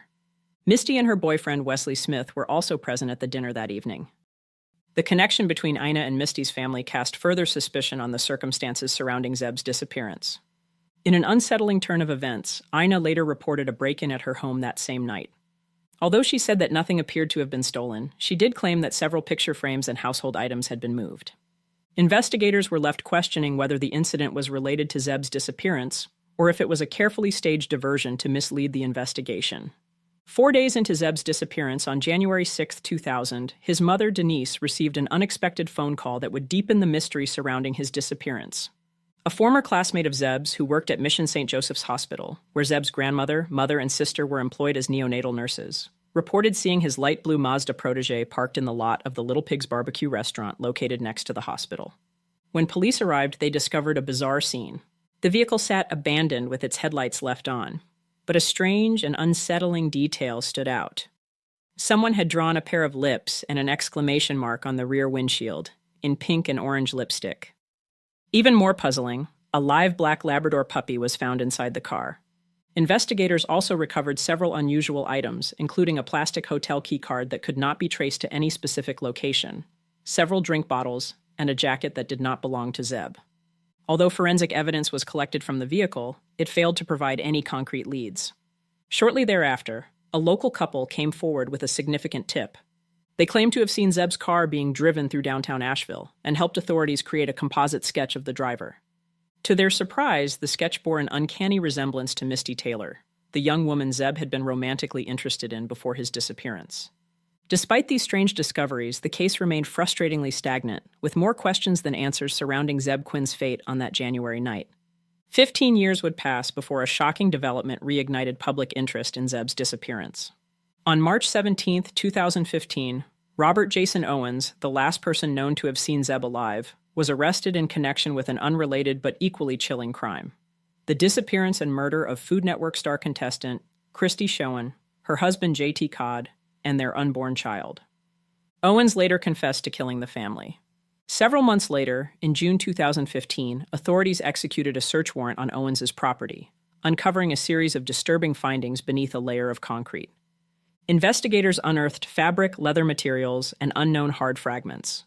The warrant also revealed the discovery of an unidentified white powdery substance, along with pieces of metal and concrete. In another section of the property, authorities found numerous plastic bags containing possibly pulverized lime or powdered mortar mix.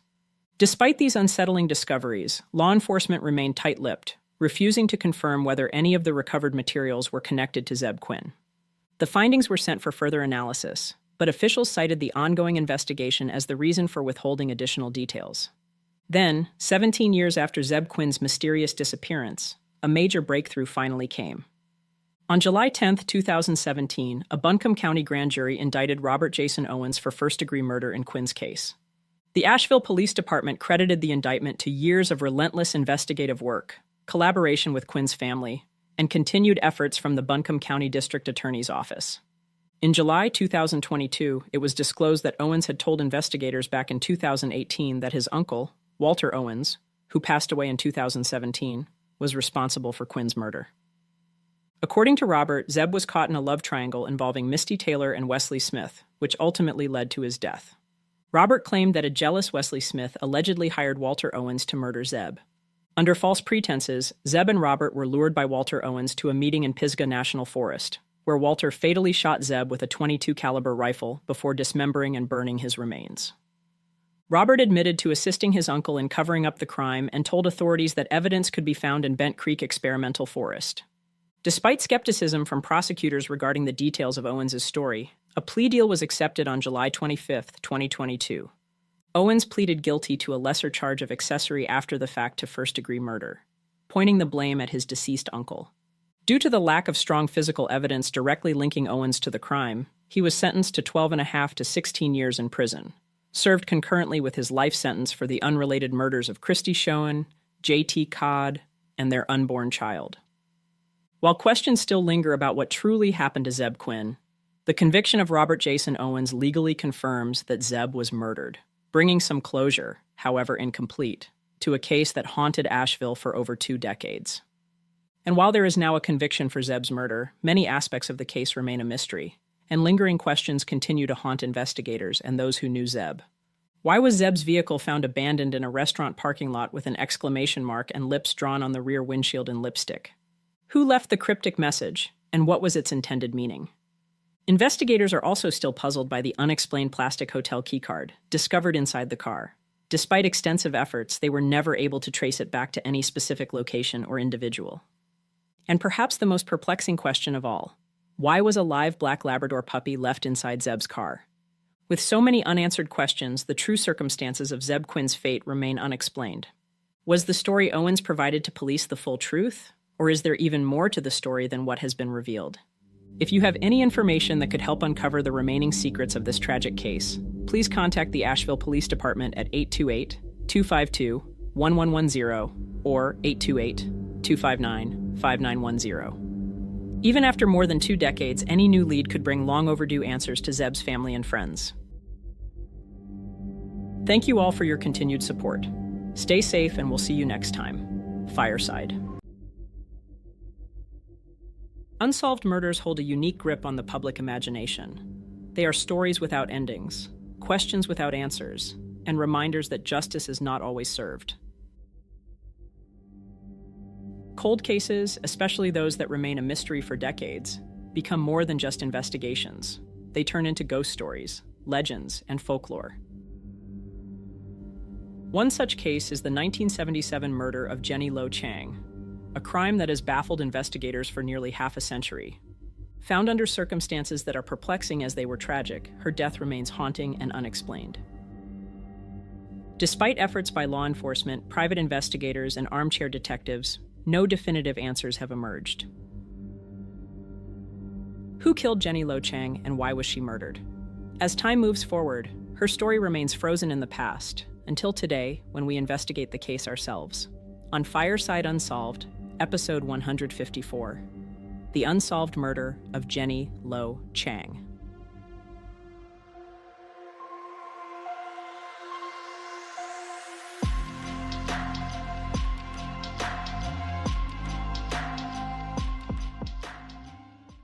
Jenny Lo Chang was born on February 5, 1958 in Los Angeles, California. She was the daughter of Chinese immigrants who had come to the United States in the early 1920s in search of new opportunities and a better future.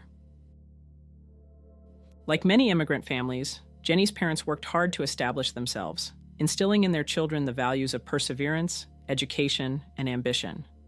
Growing up in a household that placed a strong emphasis on academic success and personal growth, Jenny embraced these ideals from an early age. Described as intelligent, hardworking, and deeply focused on her studies, Jenny excelled in school, consistently earning top marks. She was known for her quiet determination and strong work ethic, setting her sights on a future where she could make a difference in people's lives. Those who knew her recall a young woman with big dreams, someone who was both disciplined and driven to succeed. In 1975, Jenny Lo Chang achieved a significant milestone when she was accepted into San Francisco State University. For her, higher education was not just a personal goal, but also a way to honor the sacrifices her immigrant parents had made to provide her with opportunities they never had. By 1977, Jenny was a dedicated pre-dental student and had chosen to pursue the field because it combined her passion for healthcare, science, and helping others. Her hard work and commitment set her apart, and she was well on her way to achieving her dream of becoming a dentist. She consistently earned top grades, securing a place on the university's dean's list every semester. Friends and classmates described her as focused and driven, yet kind and approachable. On the evening of September 11, 1977, a seemingly ordinary Sunday, 19-year-old Jenny Lo Chang left her dormitory around 6 p.m., books in hand, and told her roommate she was heading to the library to study. Jenny often spent long hours preparing for her coursework, so her decision to use the library's quiet study rooms was nothing out of the ordinary. Sunday hours meant that only the basement level of the campus library remained open, offering study rooms available until 11 p.m. that evening. By Monday morning, unease settled over Jenny's dorm room when her roommate, expecting to see her back from the library the night before, was alarmed to find that Jenny's bed looked untouched. At first, she may have hoped for a reasonable explanation, but as the hours passed with no sign of her, worry turned to fear. Realizing something was wrong, her roommate reported Jenny missing, prompting campus authorities to launch an investigation. At first, there was hope that she would turn up safe, that some misunderstanding had led to her absence. But as more time passed, and no one had seen or heard from Jenny, it became clear that something far more serious had happened. At the same time, on the other side of campus, the routine of Monday morning was shattered by a gruesome discovery. A psychology professor entering a faculty reading room on the 4th floor of the library stumbled upon a horrific scene: Jenny Lo Chang's lifeless body. Jenny had been viciously attacked, suffering 30 stab wounds to her chest and heart. As if the ferocity of the stabbing wasn't enough, she had also been bludgeoned with a heavy object, later believed to be an ashtray. The viciousness of the attack suggested the killer was filled with an overwhelming rage, inflicting cruelty that went far beyond what was necessary to end her life. Some reports suggest that Jenny may have also been strangled and that there were indications of an assault, though these claims have never been officially confirmed. What was undeniable, however, was the sheer brutality of the attack. The excessive violence, 30 stab wounds, and blunt force trauma pointed to a deeply personal or frenzied motive. Yet Jenny had no known enemies and led a quiet, studious life. Next to Jenny's body laid her books and her clothing, neatly stacked as if someone had put them there deliberately. The first mystery investigators needed to solve was how Jenny ended up in the faculty reading room, a restricted area requiring a key for entry, and how her killer gained access.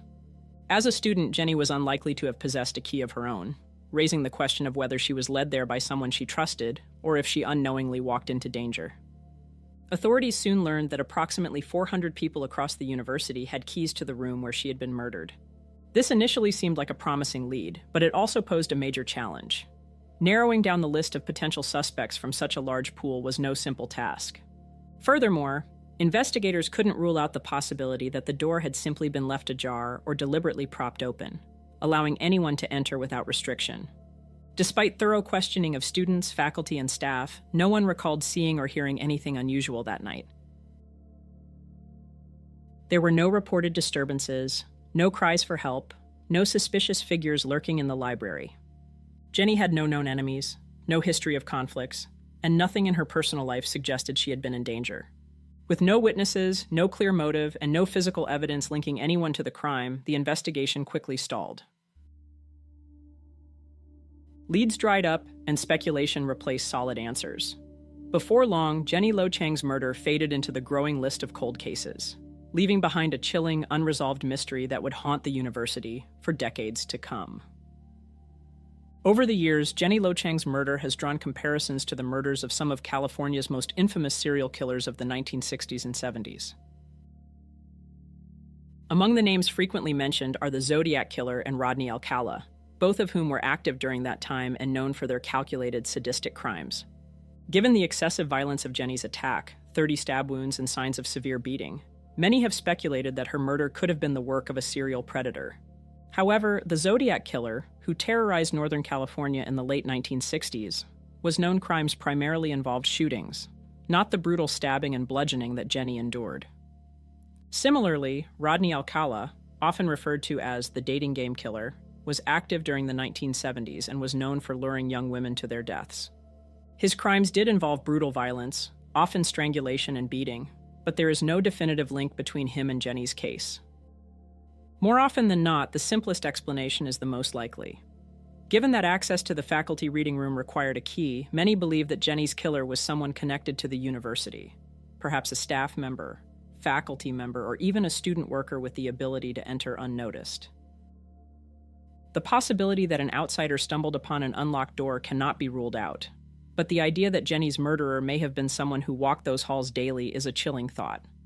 If that was the case, her killer may have continued working or studying at the university, blending into campus life while harboring a terrible secret. Strangely, no one at the library that night recalled seeing her. There were no reports of students or staff interacting with her, no confirmed sightings, and no physical evidence placing her inside the building at all. With so many unknowns, investigators struggled to piece together Jenny's final moments. Theories swirled, but hard evidence was scarce. And as time passed, the truth of what really happened that night seemed to slip further and further away. One of the few potential suspects in Jenny Lo Chang's case was a security guard working at San Francisco State University on the night she was murdered. Reports indicate that he left his shift early without notice, a suspicious and highly unusual action for someone tasked with maintaining campus safety. His abrupt departure raised immediate concerns, and as a result of his unexplained absence, he was dismissed from his position. Given that the faculty reading room required a key for access, investigators considered the possibility that he may have been involved. As a security guard, he likely had access to restricted areas, making it plausible that he could have entered the locked room where Jenny was found. However, despite these concerning circumstances, there was no physical evidence tying him to the crime. Without forensic proof or witness testimony linking him directly to the murder, authorities were unable to build a case against him. As the years stretched into decades, Jenny's murder has remained an unsolved tragedy that has left her loved ones without answers and her killer unpunished. If you or anyone you know has information regarding the murder of Jenny Lo Chang, please contact the San Francisco State University Police Department. Even the smallest detail could be the key to unlocking the mystery and bringing long overdue justice to a case that has remained unsolved for far too long. In the final hours of the year 2000, a quiet Tokyo suburb became the setting for one of Japan's most disturbing and baffling crimes. The Miyazawa family, Mikio, Yasuko, and their 2 young children, were brutally murdered in their own home. The killer didn't just take their lives, he left behind a horrific scene. Despite an exhaustive investigation, advanced forensic analysis, and a mountain of evidence, the identity of the intruder remains unknown. Today we revisit the Miyazawa murders, a case that has haunted Japan for more than 2 decades. This is the story of a crime so violent and so perplexing that it continues to defy explanation. Welcome back to Fireside Unsolved, episode 157, The Unsolved Murder of the Miyazawa Family.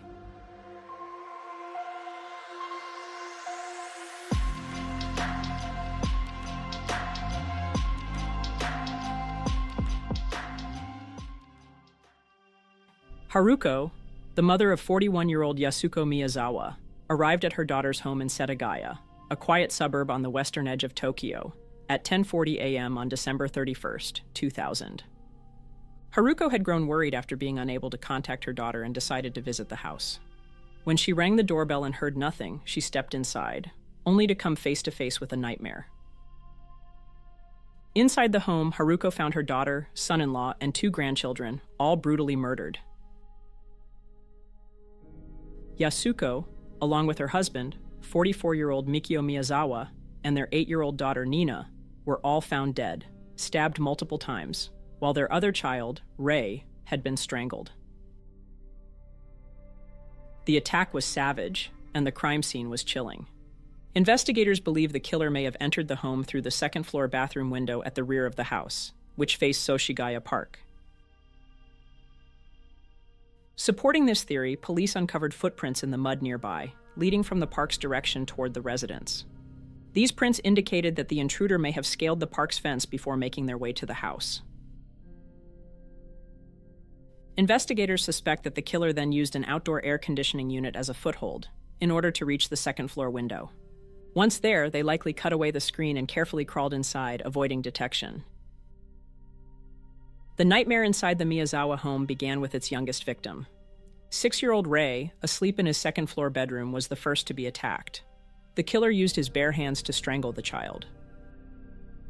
What happened next remains uncertain, but evidence suggests that after the child was killed, Mikio Miyazawa, the 44-year-old father, may have heard something, perhaps a faint noise or an unfamiliar presence in his home, and after going upstairs, he came face to face with the intruder.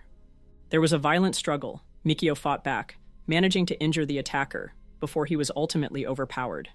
In a brutal assault, the killer drove a knife into his skull. The force of the attack was so extreme that the blade snapped, leaving a fragment embedded in his head, a detail later confirmed in police reports. With Mikio dead, the killer turned his attention to Yasuko and 8-year-old Nina, stabbing them repeatedly with the broken knife. When the blade became unusable, the intruder retrieved another knife from the family's own kitchen and continued the attack. The attack was vicious. Nina's injuries suggested that the killer had also beaten her severely. What happened next has been described by some as just as disturbing as the murders themselves. Instead of immediately leaving, trying to distance himself from the family he just killed in cold blood, the killer remained in the house. Authorities can really only guess, but for anywhere from an estimated 2 to 10 hours, he moved through the Miyazawa's home as if it were his own. He helped himself to their food, including 4 bottles of barley tea, a melon, and several ice creams, and even tended to his wounds using their first aid kit. Some reports suggest that he may have even taken a nap on the living room sofa, though this detail remains uncertain. During his time inside, the murderer ransacked drawers, scattered documents that he found, some of which were dumped in the bathtub and toilet, and stole a small amount of money, leaving behind a much larger sum. He also used the bathroom and left his feces in the toilet without flushing. Before leaving the home, he abandoned several of his personal belongings in the living room. A knife, a scarf, a hip bag, a shirt, a jacket, a hat, gloves, and 2 handkerchiefs. An analysis of Mikio Miyazawa's computer revealed that the device had connected to the internet in the early hours of December 31st, between 1:18 a.m. and 1:23 a.m. This was proof that the killer had used the family computer after the murders had already taken place. There were also conflicting reports regarding whether the killer had cut the family's phone lines before committing the murders. While early speculation suggested that the lines had been severed as a premeditated move, there is no evidence to support the claim. Despite the wealth of physical evidence left behind, police have never been able to identify or apprehend a suspect. However, forensic analysis has provided some incredibly specific details about the killer. By examining the feces left behind in the Miyazawa's toilet, investigators determined that the perpetrator had eaten string beans and sesame seeds the day before the murders. Further investigation traced the clothing and the knife left at the scene to purchases made in Kanagawa Prefecture, offering a potential lead. Law enforcement launched an extensive effort to gather evidence and identify the perpetrator. Named Operation Roller, the initiative called in officers to go door to door throughout the neighborhood, collecting fingerprints from local residents in hopes of finding a match. However, despite the massive scope of the operation, no leads emerged. Investigators focused on a key piece of evidence: the killer's clothing. Police determined that the shirt left behind at the crime scene was part of an extremely limited production run. Only 130 of the shirts had ever been made and sold. Yet despite exhaustive efforts, authorities were able to trace only 12 of the buyers, leaving the remaining owners, including the likely suspect, unidentified. Other forensic evidence offered puzzling clues. Inside the hip bag abandoned by the killer, police discovered traces of sand. Lab analysis revealed that the sand was linked to the Nevada desert, more specifically the area surrounding Edwards Air Force Base in California. Additional particles suggested a connection to a skate park in Japan. Meanwhile, the shoes worn by the suspect were identified as a South Korean manufactured model, distributed and marketed by British sportswear brand Slazenger. These details pointed to an individual with possible international ties. A strange and unexplained event occurred months after the crime. On April 9, 2001, exactly 100 days after the murders, a Jizo statue, a Buddhist figure often associated with the protection of children, was placed at the Sengawa River, just west of the Miyazawa residence. Some speculated that someone connected to the crime may have left it there as a symbolic gesture, but no one was ever linked to the mysterious statue, leaving its true significance unknown. Physically, the killer is believed to be around 170 centimeters tall, approximately 5 foot 7 inches tall, with a thin build. Based on the physicality required to enter the Miyazawa home and carry out the brutal attack, police estimate the suspect's age to be between 15 to 24 years old at the time of the crime. Additionally, the nature of the stab wounds suggested that the killer was right-handed. One of the most intriguing discoveries came from blood evidence at the scene. A sample of type A blood, belonging to neither Mikio, Yasuko, nor their children, was found, confirming that the killer had been injured during the attack. When investigators conducted DNA testing, the results revealed an unusual genetic profile. The suspect was determined to be male and possibly of mixed ancestry. His maternal DNA suggested a lineage from a European ancestor, potentially from a southern European country near the Mediterranean or Adriatic Sea. Further analysis revealed that the killer had a genetic marker commonly found in East Asian populations. This group appears in approximately 20 to 25% of Koreans, 10% of Chinese individuals, and around 8% of Japanese individuals. These findings led the police to expand the investigation beyond Japan, seeking assistance from Interpol under the belief that the perpetrator may not be Japanese or may no longer reside in the country. Yet despite these extensive efforts, the identity of the Miyazawa family's killer remains unknown. The investigation into the Miyazawa family murders remains one of the most extensive in Japanese history. Over the years, close to 250,000 investigators from around the world have worked the case, meticulously collecting and analyzing over 12,000 pieces of evidence. In their continued efforts to solve the crime, police have urged the public to revisit old videos and photographs from the year 2000. They requested people look for anyone who may have been wearing the same distinctive sweatshirt linked to the killer.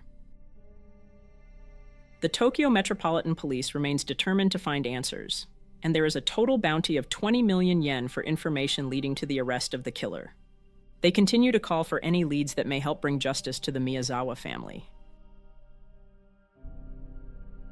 Anyone with information is urged to contact the Seijo Police Station at 03-3482-0110. Thank you for joining us for another episode of Fireside Unsolved. If you haven't already, please like and subscribe to help the channel grow. Until next time, take it easy and be easy, you filthy bastards.